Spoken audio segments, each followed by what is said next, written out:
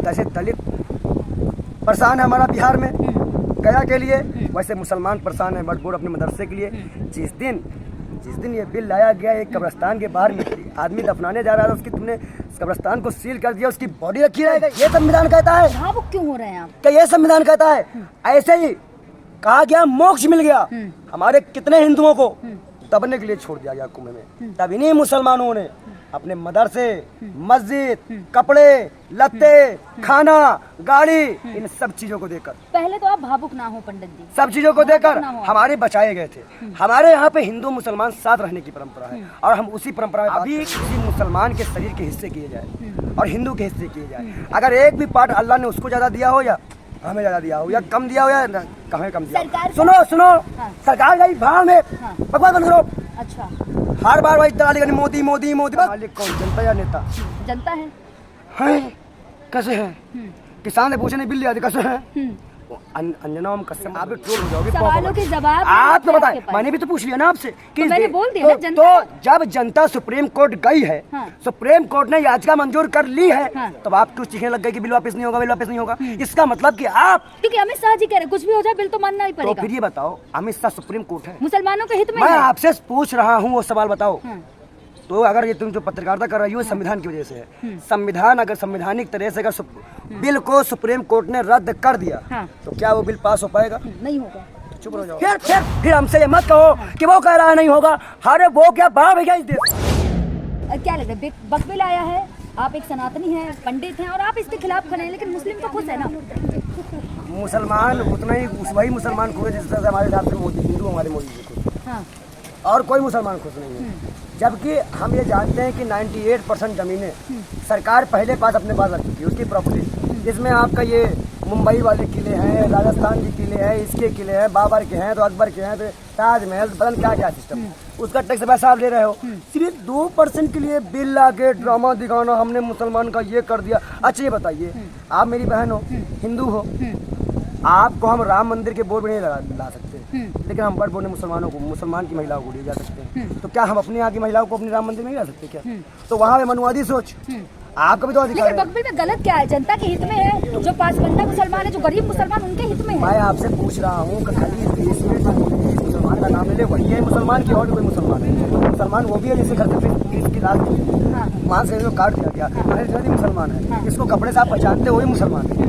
खाली देश में एक ही मुसलमान नहीं है, और मोदी से बड़ा दोगला इंसान तो हिंदुस्तान में कोई नहीं। कैसे संत है आपको मैं उसका जवाब देता हूँ कि मुझे अधिकार है बोलने का। जब हमारे शंकराचार्य ने उनका विरोध किया कि वो मंदिर की प्राण प्रतिष्ठा नहीं कर सकते, उनके भक्तों ने किस प्रकार से हमारे शंकराचार्य का विरोध किया, यहाँ तक कि उनको मारा बनाया। लेकिन जब सनातनी खुश है, पंडित जी सनातनी खुश है वक्फ बिल को देखकर। वक्फ बोर्ड बिल से सनातनी खुश है, लेकिन मैं उनसे पूछना चाहता हूँ, मैं उनसे एक बात पूछना चाहता हूँ, जैसे अमित शाह के बेटे को ऐहतिक चेयरमैन बना दिया गया और आपको झंडा पकड़वा दिया गया, उसमें से भी आपको इसमें कुछ नहीं मिलेगा। इसमें जिनको मिलेगा वो मिलेगा अडानी को।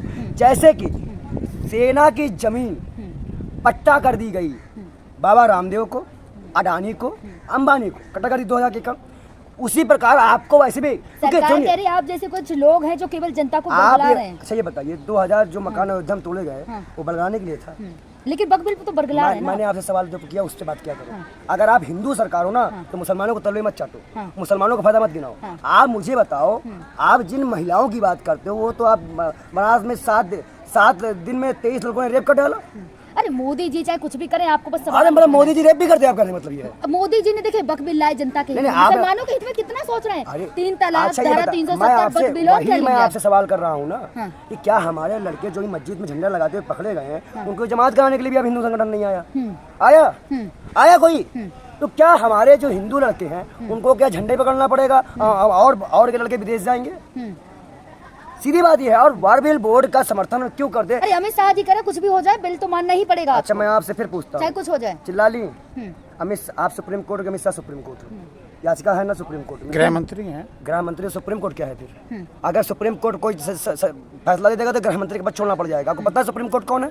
आपने नेताओं के तलवे के नीचे रख दिया डिपार्टमेंट को। आप बताओ, इन्होंने 193 नेताओं घर पे ईडी भेजी, 2 ही पकड़े गए, बाकी छूट गए, पैसा बर्बाद गया। अरे तो जब मुसलमान देखिए अगर आप बीच में लवर करना हो तो निकलो यहाँ से फिर आप भी। अच्छा। हम साथ जानते बहन, अगर आपको दलाली दिखानी है बार बार, हमको बोले नहीं देना तो हम क्या बोलेंगे फिर? मौलाना मदनी कह रहे हैं कि मुसलमानों को सड़कों पे नहीं आना चाहिए, मदनी जी कह रहे हैं सड़कों पे नहीं आना चाहिए आप लोगों को। मौलाना मदनी इफ्तार करें ऐसे वालों के साथ, उससे हमें दिक्कत नहीं है। हम जैसे दलित परेशान है हमारा बिहार में गया के लिए, वैसे मुसलमान परेशान है बड़बोड़ अपने मदरसे के लिए। जिस दिन ये बिल लाया गया, एक कब्रिस्तान के बाहर आदमी दफनाने जा रहा था, उसकी तुमने कब्रिस्तान को सील कर दिया, उसकी बॉडी रखी रह गई। क्या ये संविधान कहता है? भावुक क्यों हो रहे हैं आप? क्या ये संविधान कहता है?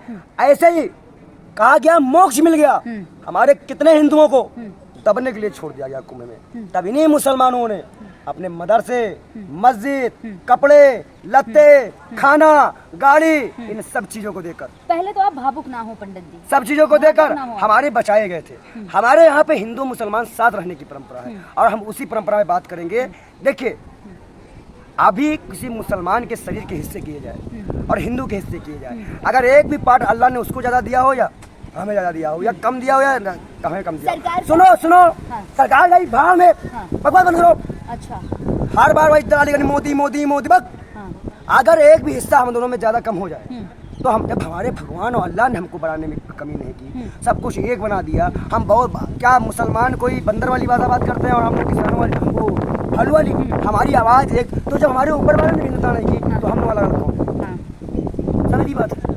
लेकिन जब देखिए आप, सरकार ये कह रही है कि कुछ सरकार, अच्छा ही बताओ, सरकार इस देश की बाप है क्या? जनता कौन है फिर? आज बताओ, लोकतंत्र मालिक कौन अरे होता है? आप जैसे लोगों के पेट में दर्द हो ही जाता है, कुछ भी करें। देखिए, मैं आपसे कुछ अच्छा काम हो तो पेट में दर्द आपके होता अब है। आपके एक सवाल जवाब मैं भी नहीं दूंने वाला। मैंने आपसे सवाल को जवाब है आपके पास। इस देश का मालिक कौन, जनता या नेता? जनता है। कैसे है? किसान से पूछे नहीं, बिल्ली आदि कैसे है? अंजना हम कस्से मत बनिए, नहीं आप भी ट्रोल हो जाओगे। सवालों के जवाब आप तो बताए, मैंने भी तो पूछ लिया ना आपसे कि मैंने बोल दिया ना, जनता तो जब जनता सुप्रीम कोर्ट गई है, सुप्रीम कोर्ट ने याचिका मंजूर कर ली है, तो आप क्यों चीखने लग गए कि बिल वापस नहीं होगा, बिल वापस नहीं होगा? इसका मतलब कि आप, क्योंकि अमित शाह जी कह रहे हैं कुछ भी हो जाए बिल तो मानना ही पड़ेगा। तो फिर ये बताओ, अमित शाह सुप्रीम कोर्ट है, मुसलमानों के हित में मैं है। आपसे पूछ रहा हूँ वो सवाल बताओ। तो अगर ये तुम जो पत्रकारिता कर रही हो संविधान की वजह से है, संविधान अगर संवैधानिक तरह से अगर बिल को सुप्रीम कोर्ट ने रद्द कर दिया, तो क्या वो बिल पास हो पाएगा? नहीं होगा। चुप रहो, जाओ फिर, बंद कर दो अपनी लेकिन फिर हमसे ये मत कहो कि वो कह रहा है नहीं होगा। अरे वो क्या बाप है क्या इस देश का? लेकिन मैं आपको का एक बहुत बड़ा सत्ता है जो कह रहा है कि हम इस बिल से खुश हैं। अभी बहस होने दो। ऐसे तो बहुत दलाल गाँव बसवा रहे हैं, बहस होने दो। अभी बहस होगी, बहस में दोनों पक्ष रखे जाएंगे। कैसे ब्राह्मण है, एक आप ब्राह्मण है ना, फर्जी ब्राह्मण है क्या जो बक बिल से खुश हो गए? आप बक बिल से आपको दिक्कत हो गई? अच्छा, खुश होना चाहिए आपको। आप ये बताओ किस बात से खुशी हो जाए जब हमारे युवा सड़कों पे नौकरी मांगने? कुंभ की जमीन को कह दिया था ना बक बिल की, अब बक बिल आ गया, पूरी जमीन ही छिन गई। अब बोल लिया, बोल दिया। ताजमहल का पैसा आज से पहले कौन ले रहा था? टैक्स का पैसा कौन लेता है? सरकार। और सब संपत्तियों का 98% संपत्ति का पैसा सरकार लेती है, सरकार को बता चुकी है। ठीक है, आप मैं नहीं बोल रहा, कौन बोल रहा है? ये निकल रहा, कौन बोल रहा है? वो सरकार बोल रही है। अगर सरकार इस बात को बोल रही है कि 98% का पैसा मैं ले रही हूँ, 2% 3% में क्यों दिक्कत है उनको? और दूसरी महत्वपूर्ण बात, 80 करोड़ लोग फ्री खा रहे हैं, वो हिंदू नहीं है। अब 25 करोड़ बाहर आ चुके हैं, 80 करोड़ फ्री खा रहे हैं और 25 करोड़ बाहर आ चुके हैं। मैं तो कहा नहीं हूँ, उसमें हिंदू नहीं है।